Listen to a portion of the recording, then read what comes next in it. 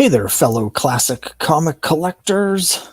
As always, I'm Scott Harris King, and today I'm very excited to be coming to you with my live launch party here. And it's been a long road to get Crimebusters #1 off the ground.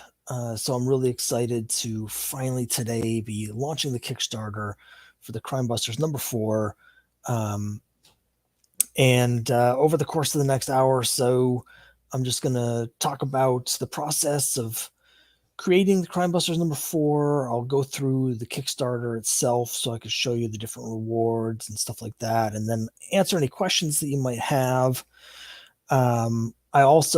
It's very exciting. I think after 2 years of doing the YouTubing, I've finally figured out how to share my screen correctly. So that'll be a big treat to everyone. Where it's taken me a long time, but I've finally done it. Kyle, thanks very much for joining me. I appreciate it. Hopefully you can see and hear me okay. And as you can see, I'm coming at you live from the pillow, where I rest my head like an egg in an egg carton. That's been one of the big challenges for this issue. It took me over a year to do issue 4 of Crimebusters because a lot of health issues, and I actually drew all 36 pages while lying down on this couch. So that definitely slowed things down. It's a lot harder to do stuff. The interface is a lot more difficult. So just the whole process of making the issue is a lot more difficult than the previous 3 issues, but I'm also really excited about the end results. The first issue that we've done in color. So I'm going to try this screen sharing, which I think, as I said, I finally figured out. And check this out. Boom. Here's the page. Kyle, thanks very much for the well wishes. I really appreciate it. Glad to hear you can hear me. And as you can see here, we're sharing the page here. Launched it a few hours ago at this point, and we're doing really well. 16 backers, $481 out of the $1,000 goal. So I'm very grateful for all the support, everyone that's been turning out. Emmanuel, good to see you. Thanks so much for the support and for joining me here, and the support with the comic. I really appreciate it.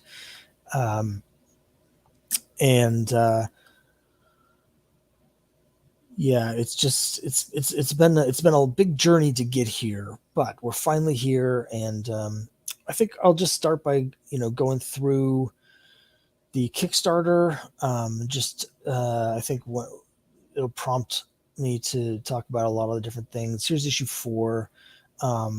Little details. This is the first issue where when I created the design for the Crimebusters with their logo and everything, there's usually a bar behind the title Crimebusters, which we'll see on some of the previous issues. I designed it to look like a Golden Age DC logo, but for this one, the bar just didn't really work. It worked better without the bar, particularly because I was doing this thing here where I was curving the logo in the bubble. So I dropped that element of the design. I also intentionally colored Krampus here on the cover so he would have the color scheme of the Grinch. That was just sort of an inside joke for myself.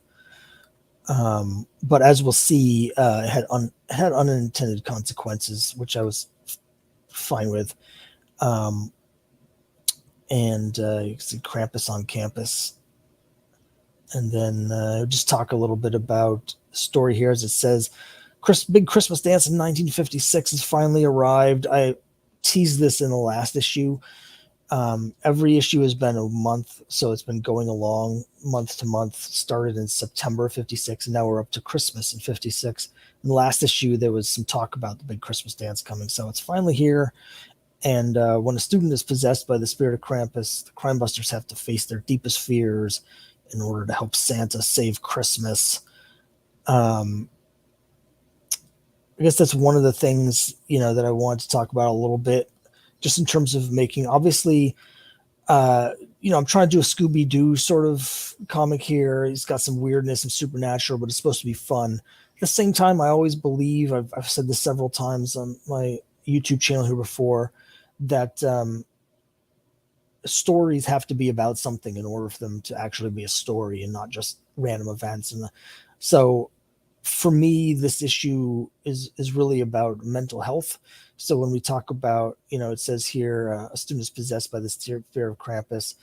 There's a lot of, Christmas hijinks with Krampus and stuff like that, but a lot of it is about mental health struggles, the backup story as well. And that's sort of been a theme through all of these first 4 issues. A lot of characters being possessed by different spirits and stuff. So we talk here about the previous issues. One thing, of course, I'm doing here, you will have noticed up here at the top, is rather than saying Crimebusters number 4, it says Crimebusters 1 through 4. That's because all 4 issues are available in case people haven't read the first 3. So I just have a little overview here. Issue 1 is Return of the Death Mask.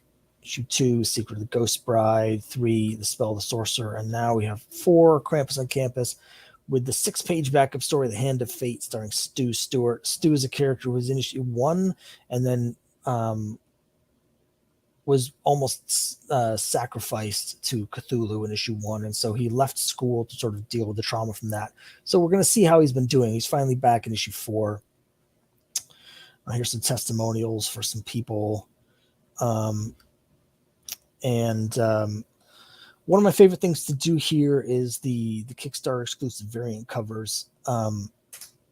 So here's the variant cover, which, as you can see, is an homage to Marvel's Giant Treasury Edition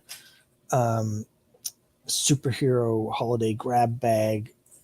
Of course, the original by John Romita had Nick Fury and Spider-Man and characters here doing Christmas, but I, of course, replaced with the Crimebusters. I originally started doing these Kickstarter things because I wanted to keep the original numbering from Boy Comics with the Crimebusters logo, but the last couple issues I've started playing around with different formats and stuff like that. So I really love doing these homage covers. There'll be more homage covers I'll be showing later because I really enjoy it. I also just wanted to say the actual cover does have the thing here acknowledging that it's after Romita. It's just for some reason the copy that I saved didn't trim the signature off or something, but I always try to acknowledge all of my homages and source materials. There's even panels and stuff inside the comic that are homages, because a lot of times, I've read so many comics, when I think of a certain scene, I have something in mind where I'm like, oh, I want to have a Gil Kane shot here, something like that. So whenever I do an homage like that in the comic, I also have in the interior credits, it'll say, page 6, panel 3 is after Romita or whoever it's after. So one thing that I do is these Kickstarter exclusive variants. Again, I only sell them on Kickstarter. You can only get them through Kickstarter. It's the only place you can buy them. But I keep them the same price as the regular one. I do have some premium variants though. And by premium, they're only $4 more, but I have a series with my character Trixie of covers that are designed to look like Nancy Drew book covers. And this time around, I have a special guest artist, Sophia Asbury, also known as Soapy. She's, I'm going to have a whole interview with her that I'll be posting on my YouTube channel sometime during the campaign, where we talk about her career, which is actually just starting. She had a children's book that had previously been successfully launched on Kickstarter and funded through Kickstarter, but I think this is her first actual comic book work, is this cover here. So you can see it's the Parasites puppet. We have Trixie at the Christmas dance, and we have the spirit of Krampus possessing this guy. We got Chuck in his tux back here. Sophia has a really interesting story to tell when we get to that interview, because she actually attends a school where they have a degree in comics, in making comics. So she is getting a college degree in creating comics, which I think is super cool. So we talk about that in the interview. I've done one of these for each each issue, of course. And so issue 2, the guest artist was Heather Farrington, who does Juvenile Diversion, and then we have Julie Oliviero did the cover for issue 3, and she does Camp Bitter Lake.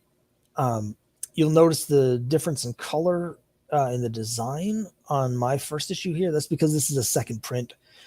I sold out of my first print of issue 1, so when I do second printings on those rare occasions, I do something like inverting the colors just so you can tell that it's a second print.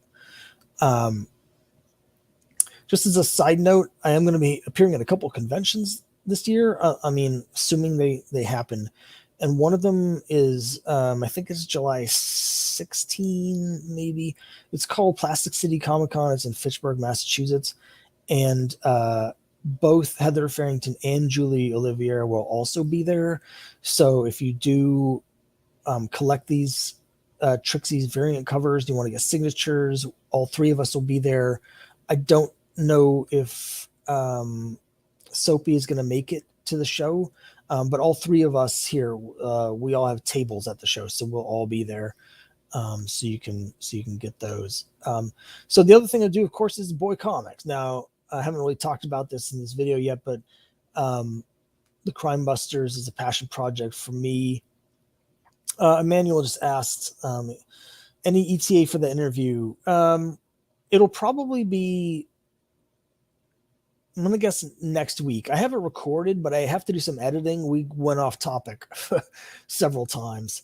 And so I need to just edit it down for clarity.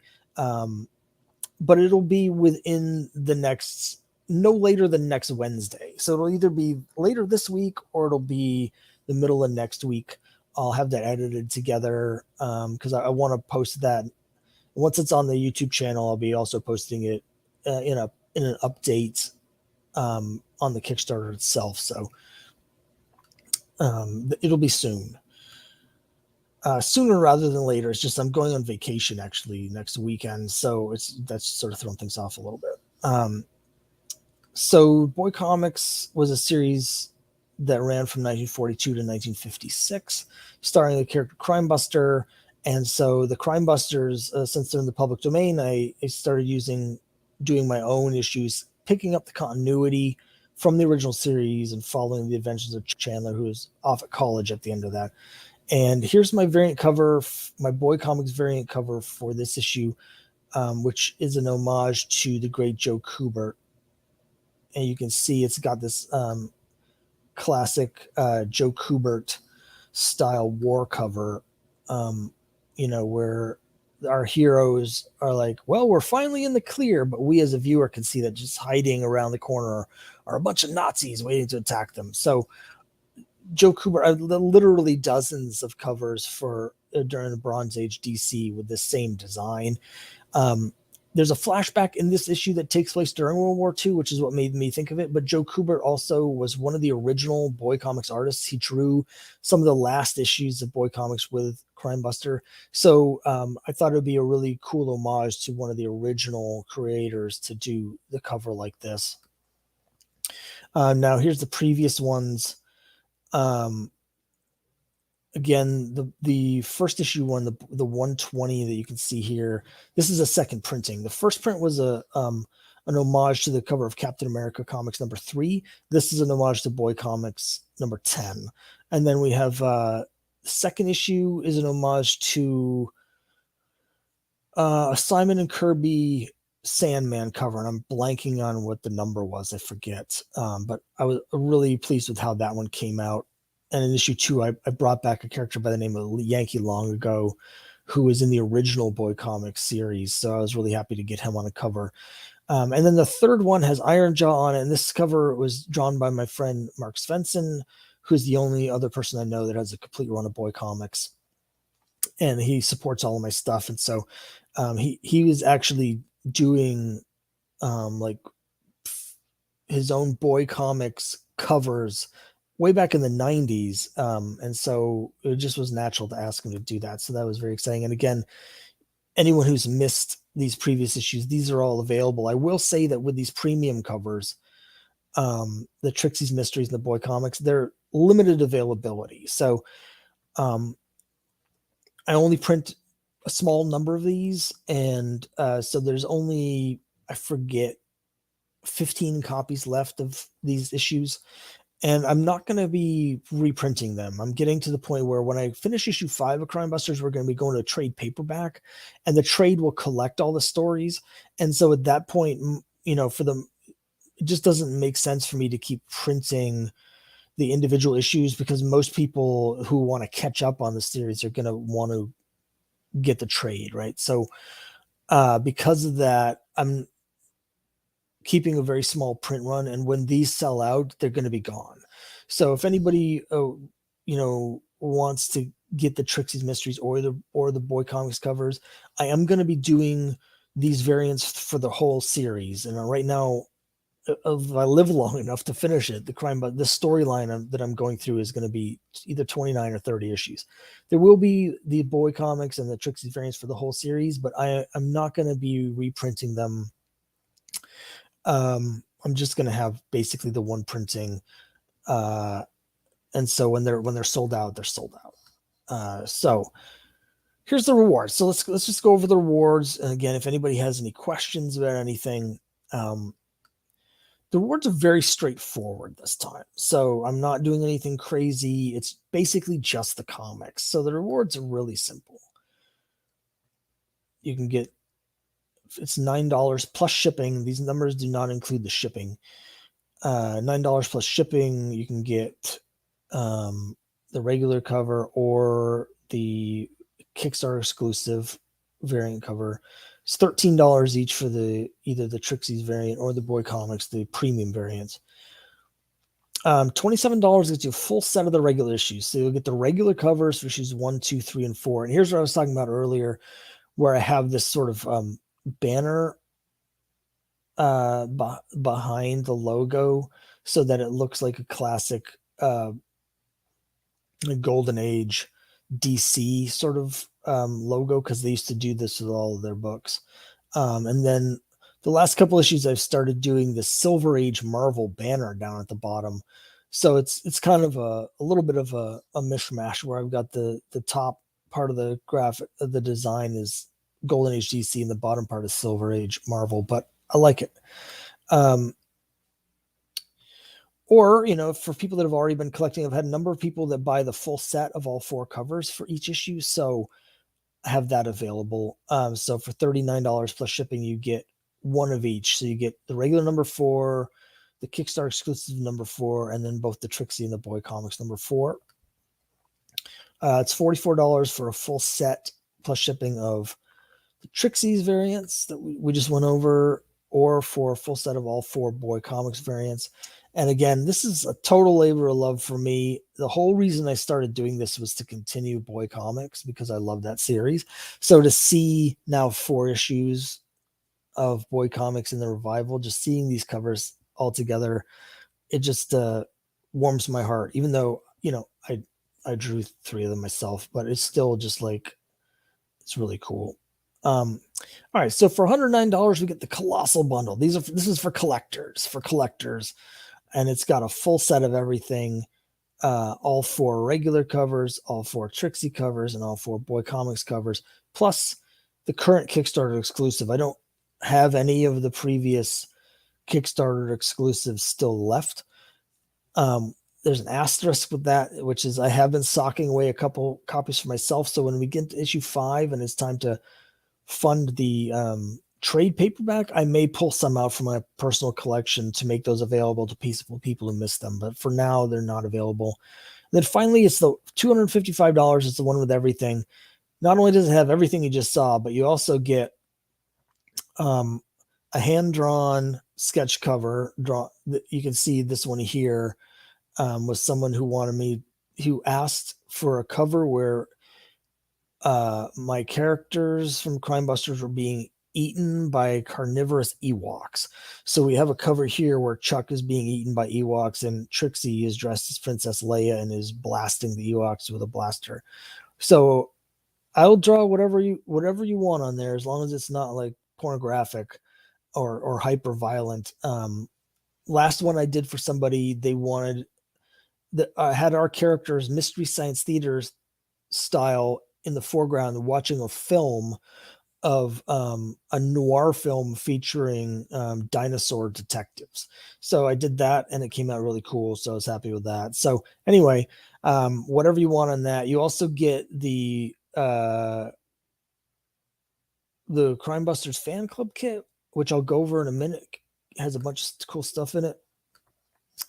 And then all 6 variant covers for Cthulhu versus Uncle Sam #1. That's the other series that I do that's actually a spin-off, sort of a prequel for Crimebusters that takes place in 1944, whereas Crimebusters in 1956, but it's in the same world. Characters like Granny Gumshoe are appearing in both series. Eventually, Uncle Sam's going to be in Crimebusters #6 when we get that far. So you get all of those. And then digitally, if the shipping is absolutely insane to ship overseas from America.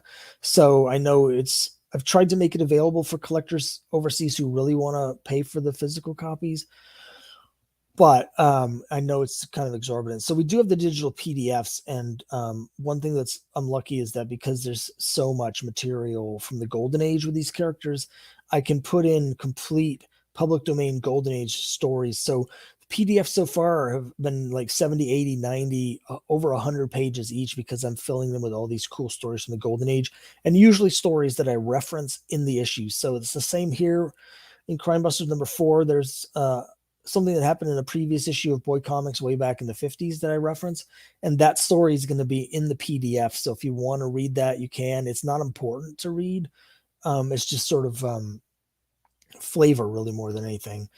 Add-ons are essentially the same. One thing with the add-ons I want to mention, though, is that, again, with the shipping being so much overseas, most of the physical add-ons are not available if you're backing overseas, just because it makes it impossible for me to estimate how much to charge for the shipping, because I don't know how much people are going to put in. I've negotiated a special shipping rate overseas with the pirate ship, but it's weight based. If I go over 2 pounds, then I have no idea how much it's going to cost. So unfortunately, I had to limit the add-ons. But having said that, I also have a full set of the trading cards. Now, every time I do an issue as a stretch goal, I've been doing trading cards. There was 1 trading card for issue 1, 2 for issue 2, 2 for issue 3. There were 5 that came out with Cthulhu versus Uncle Sam. And so there's now 10 trading cards in the set, 5 Crimebusters, 5 Cthulhu versus Uncle Sam. And so for $6, you can get a set of all 10 trading cards if you missed any of them. And I'm hoping, if this does well, I don't want to put any stretch goals before we've actually hit the regular goal, but I'm hoping if we do well enough, there'll be enough money coming in so we can add some more trading cards, because I really enjoy doing the trading cards. We will have a couple, at least 2 for this issue that I want to do. And then $8, you have the these $6 for the earlier ones, because those are a little cheaper to print because they were in black and white. It's $8 for the new ones for Cthulhu versus Uncle Sam. $11 for the premium variants, which includes the Cthulhu versus Uncle Sam Adventures into the Unknown variant, where I'm using the logo and numbering from that series from ACG. $18 each for the premium Cthulhu versus Uncle Sam variants. The one with the Cthulhu Wants You propaganda poster was very, very popular during that, but I do still have some left. Here's the Crimebusters fan club membership kit. You get a welcome letter from Chuck and Trixie, welcome you to the club. You get a certificate of membership. You get 4 different prints. You get the Junior Crimebuster badge, which is a giant button with Crimebuster on it that says Junior Crimebuster. You get a replica of Trixie's press pass, a pair of Crimebuster stickers that look like the Obama Hope poster. You get all 10 of the trading cards, and you also get a secret decoder book, which I've misspelled with an extra O here. So you get the secret decoder book. I might be replacing the decoder book. I make those by hand, so it's a lot of work. and they're also end up being really crappy because I'm just like gluing them together. Like, so I may print out, like, I've been thinking about a different way to do it with what's the word I'm looking for? A bookmark. So I may be replacing that, but you'll get a decoder. Every issue I put messages that are being spoken in some crazy language or something in the issue. And if you have the decoder book, you can actually decode those, because you'll have the alien language key and you can see these secret messages that are in there that sometimes foreshadow stuff in future issues. And then finally, for $30, you can add in the Cthulhu versus Uncle Sam #1 variant, which is an homage to Hulk 181. I've only got, I think, 4 or 5 of those left, maybe 5. So they're very limited quantity. I'm not reprinting that. There are only 25 printed. That was very popular. So yeah, there's only a few of those left. All right, here's a little thing where I just talk about myself and why I'm doing this. I already talked about that here. Here's a picture of me from 6 years ago, where before I even started doing working on the comic, is me cosplaying as Crimebuster, and I usually wear this cosplay costume that I made whenever I do like a show. All right, so here's a sneak preview issue 4. I'll just go through this and talk about it real quick. We've got the little intro speech, which is the thing that they did in the Golden Age. So you can see it's in color. I'm so excited about the coloring. I will say that I've edited so that the coloring on Trixie is actually a little bit different. My colorist wanted to differentiate her skin tone from like Chuck's, so it's like a different Caucasian shade, but it turned out to be just a little orangey for me. So you can see the difference here between the different tones, which I appreciate. But hers is just, I think she's going for a tan, and it's just, again, I'm colorblind, which is why I hired a colorist. But anyway, I changed it so it's the same as Chuck's. But really, really excited for how this turned out in color. I like the way it looked in black and white. It looked fine. But now that I've seen it in color, I'm like, oh yeah, okay, I get it. It really, particularly because I have this style that's like an Archie Comics style, so having the bright colors really works with the Archie, style. So really excited here. And then here we have the evil Krampus spirit senses that there's someone in turmoil that he can take over. And then you can see he's taking him over. So the coloring is actually a little bit different here. Even though you don't see it on these 2 pages here, my colorist, other than these 2 panels, actually colored the possessed version of the victim in the same bright green as on the cover. So I've changed these 2 so that it's the same thing. So not what I had intended, but actually it makes it much easier to identify immediately, even though you could tell because of the black eyes and the big grin, but having the green skin makes it even faster to identify, oh, that's the bad guy, that's the person who's been taken over by Krampus. And then we have some, they're at a dance and they're in college, so I want to have some student life. There's definitely some interpersonal drama going on, and then we end on the cliffhanger. Someone still killed Santa Claus, and you have to read the rest to find out what happens with this mystery. Matthew, thanks for joining. I really appreciate it. I'm glad you like the color. I'm really excited about the color. And Matthew has been kind enough to read the first 3 issues before they go to print, to help me make sure that they make sense. So Matthew, just to let you know, I will be sending issue 4 in advance as well. all the art is 100% done. I want to mention that this Kickstarter will definitely, I'm hoping to actually send it to printer before the Kickstarter is even over. But I just last night finished 100%. The art is totally done, all 36 pages. There's still a few pages that I haven't finished the dialogue on. So all I have to do is, finish the dialogue, and that takes a while, mostly because of doing the word balloons, not actually the writing. But once that's done, I'll be sending you a copy of this in PDF form, so you can read it. And then yeah, it'll go out, and the color really works. So I'm very, very excited for that. And then we talk a little bit, what's about this Kickstarter for? I'll be honest, I reused this graphic from my previous one where you have the pie chart. There's actually a segment, a fairly significant segment of the money from this is going to pay for the coloring, which I meant to do an updated chart to reflect that, because right here I say that's 40% printing and 35% shipping.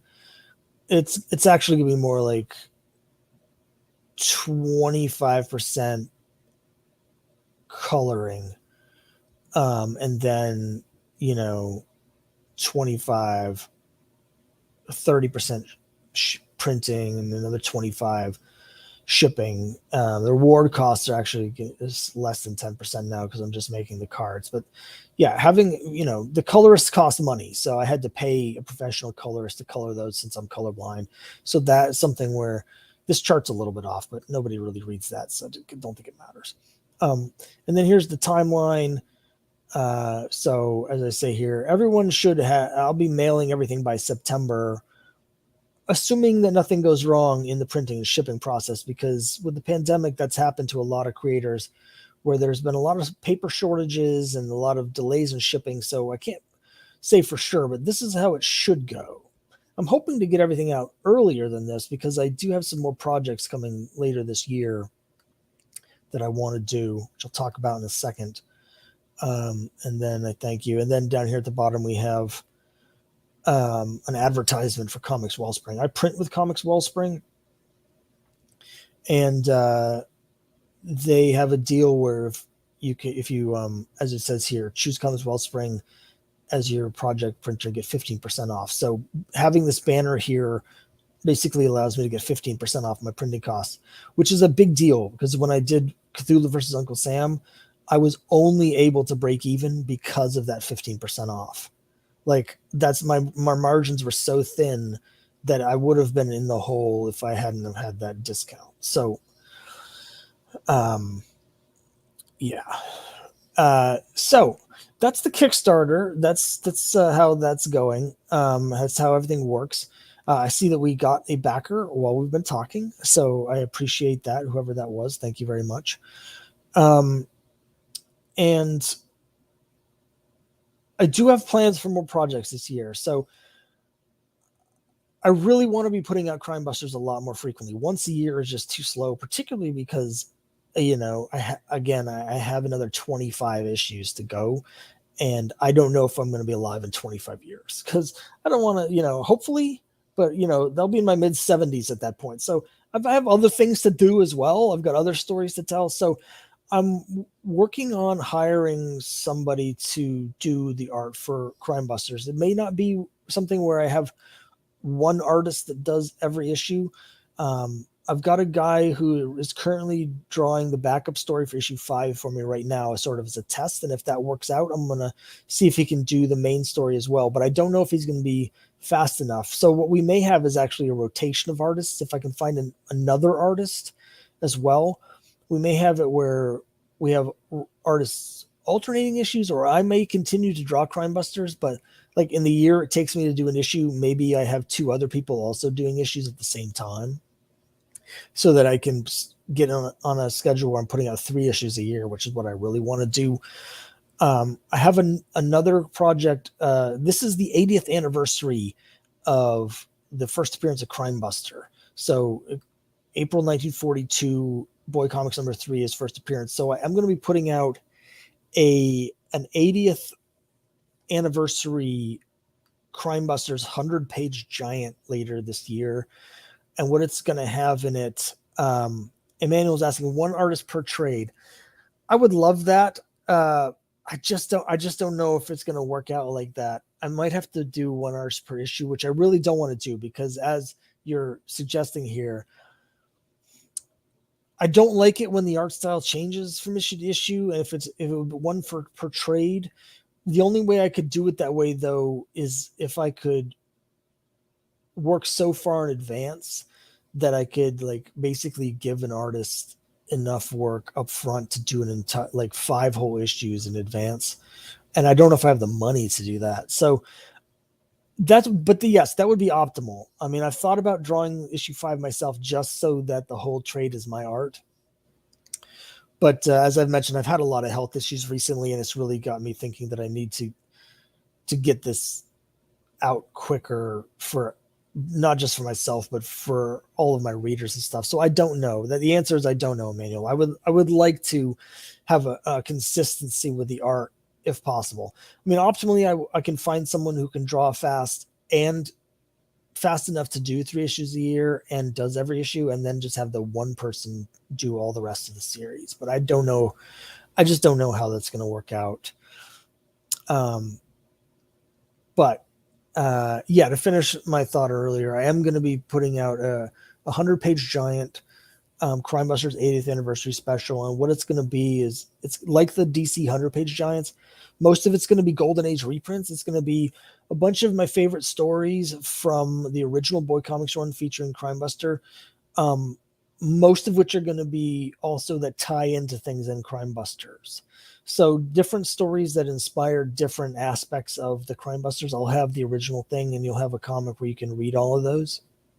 Some of them I've already included in the PDFs and the previous issues, but I think it'll be nice to have a book. And then the other thing that I want to do is I'm going to include an issue of Crimebusters. It'll probably be issue 2 because that's my favorite of the stories so far. And what I'll do is I'm going to have my colorist color issue 2 and include the color version of issue 2. So for people that have already read issue 2 in black and white, you'll be able to get some value from that in addition to the reprints.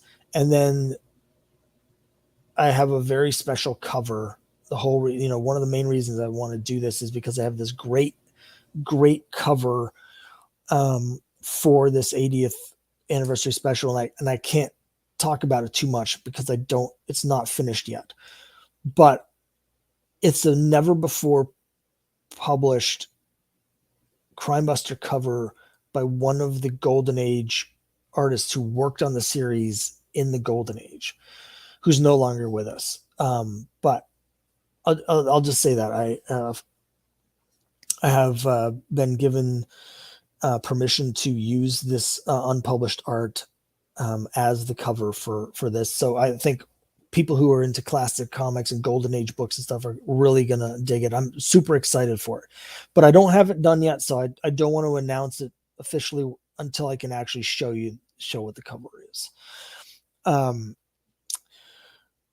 But I'm hoping to, like the artist working on that, who's doing the inking on it, because what I have is is full pencils, but I have a professional inker who works at DC who's currently doing the inking, and he said he would have it to me sometime this month. So I'm hoping to announce that when this Crimebusters 4 Kickstarter ends in June, I'll be able to immediately announce the 100-page giant with this Golden Age cover, because I think you guys will really dig it. And the other thing, of course, I have issue 2 of Cthulhu versus Uncle Sam is coming up. I'm just waiting on the art for that. It's 32 pages again, and my artist, Jay Piscopo, has done both the front cover and the back cover and has 26 pages done as well. So I'm just waiting for the batch of the last 6 pages, and then I'll add the dialogue, because we do it Marvel style. So once I get the art, then I'll write all the dialogue. I'll add all the dialogue and the sound effects, and that'll be ready as well. So my sincere expectation is that I'll have 2 more Kickstarters this year, one for the Crimebusters 80th anniversary giant, and then Cthulhu versus Uncle Sam number 2 hopefully will be kickstarted before Thanksgiving. So that's my hope. End of the October, early November for that. and I'm really excited for that one as well. And then I have a totally different comic that I'm also working on. So I have one of the reasons, like I said, I have a lot of stories I want to tell, but Crimebusters as my sort of flagship priority, it does take up all of my time right now, really. So the only way for me to get to do more comics is to hire other artists to do things. And so I'm currently working on script for a totally different series, not connected at all to Crimebusters. But I'm not ready to really announce that. A project I'm really excited about. I think everyone will really dig, but that we won't be seeing that until at least next year. So that's it. You can see here, you may have noticed that we did get another backer just now while I was talking, up to 513. I really appreciate everybody's support very much. It's a very solitary thing, spending a year working on this. It's like every night I'm doing like 2 panels, right? Like that's the speed that I'm able to work at. Is it's like spend an hour, do like 1 panel, 2 panels, maybe 3 panels. And so it's like a third of a page. So it takes an entire year to do an issue. And so you're just hoping that people, when you're finished with it, will actually care. So it's really means a lot to me that people have been supporting me all along and are backing this. It's really great, and I appreciate it. And I appreciate you all watching and joining me here. I'm going to need to wrap up in just a minute because I need to use the bathroom, basically. I'm so excited to see all of these backers coming in that it's just going right through me. But before I go, anyone have any questions about anything at all? It doesn't have to be about the Kickstarter or Crimebusters or anything, but if anybody has any questions, just let me know, and I'm happy to answer them before I go. And let me just got a couple other. Here's a different version of the screen share. Maybe I should have been using that the whole time. You can see things a little bit bigger. I kind of like that one better. Yeah, after 2 years, this is like my 7th or 8th live stream. I finally figured out how to share another screen correctly. Remember the first one of these I did, I spent like 10 minutes talking about something that wasn't actually on the screen, and nobody in the chat even said anything. So they just thought I had gone insane. This time around, I think I got this correct. So Kyle, thanks very much. I appreciate it. I appreciate it very much. I work very hard on this, but all you can do is put the stuff out there and hopefully people respond. So the growth is really down to the people who read it, and not to me. So thanks very much. Has the number of backers stayed stable, gone up, gone down? That is a great question, Emmanuel. We're going to find out. So the first issue I had 53 backers. The second issue I had 83 backers.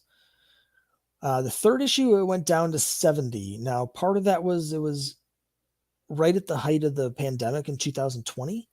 And it was also, so I think there's a lot of people just weren't backing as much. There's a lot of uncertainty. And personally, I just did not have the energy to really work on it. So I put it up there and I was like, I'm just going to try and get it funded. I'm not going to spend any real effort. I didn't really do much cross promotion. I mean, I did some, but I didn't do my usual work on it. So it went down from 83 to 70. Now, since then I did Cthulhu versus Uncle Sam. I had 186 backers on that project. It does take place in the same world, but it is a different story. And I'm not sure how many of the people who read and liked that are going to now try Crimebusters. I'm hoping that the combination of those people, the readers from Cthulhu versus Uncle Sam, and the fact that this is now in color instead of black and white, will bring in more backers. I mean, I'm hoping my high for Crimebusters is 83. I'm hoping to get to 100. I don't know if that's going to happen. I did run the Kickstarter for longer this time than usual, because I wanted more time to try and cross promote with other people on Kickstarter and try and drive more people to. I want to give myself more time to do more work to get more people to it. But the answer is it went down for issue 3, and I have no idea now what it's going to be like here for issue 4. But I know that some people don't read black and white comics just as a rule, and so I'm sure there were people that looked at the first 3 and did not back it because it's in black and white. And I'm hoping that now that it's in color, they'll give it a try. So we'll see. We'll see. This is going to be running for 33 days. I'm going to be doing a lot of cross promotion. I'm going to cross promote with every campaign on Kickstarter that wants to. So hopefully people will like it. But the goal I have set is $1,000, and I actually need to get more like 12 to 1,300 in order to break even because of the cost of the coloring. But if we can get to that, I'll be satisfied. I just having the comic exist and not going into debt is enough. But I would really like to build. The more backers I can get, the money that I get is going to be go right back into the next issue. So if the more money that I can get, the more I can spend to make a really a better issue 5.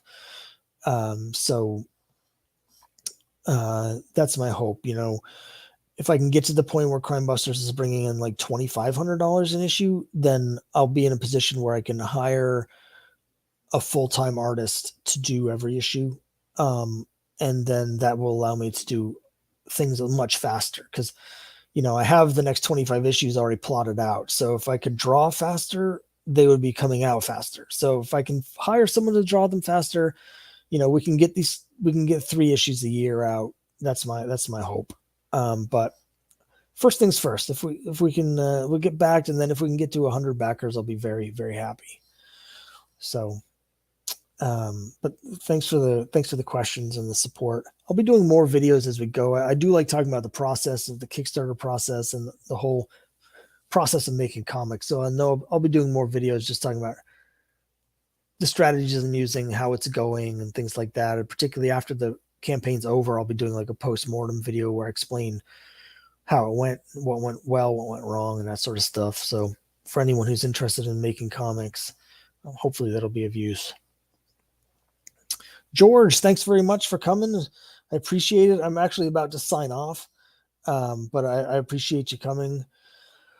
And don't worry if everything you missed. This video, it takes a while for the StreamYard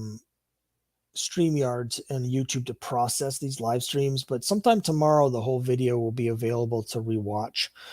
I'm sorry I missed the chat today. The usual Zoom bi-weekly Zoom chat, but I was working on the Kickstarter. I was doing a lot of had to send out a lot of emails and this and that and stuff. So but hopefully I'll be there next time. Anyone else have any questions before we close this party down? I really appreciate you coming. The first time I did this, I didn't have anybody show up. Maybe one person right at the end came, and so I did the whole live stream just talking to myself. So it's nice to have people that are actually here. That it helps a lot. No, George, you're a good sized fish. So I don't want to say a bigger fish to fry. I'm happy to put you in the fryer. But today I was just too busy to come. I was just too busy. Yes, I'm very, we got another backer, so it's at 561. I will say that almost half of that is family, but I appreciate their support very much. It helps me get off to a good start. Like, I really appreciate it. I always keep an eye on how much is backing from basically strangers, because at some point I would like this to be self-sufficient. I'd like to be able to make money on this. So Matthew wants to know, how am I so awesome? Man, I don't know.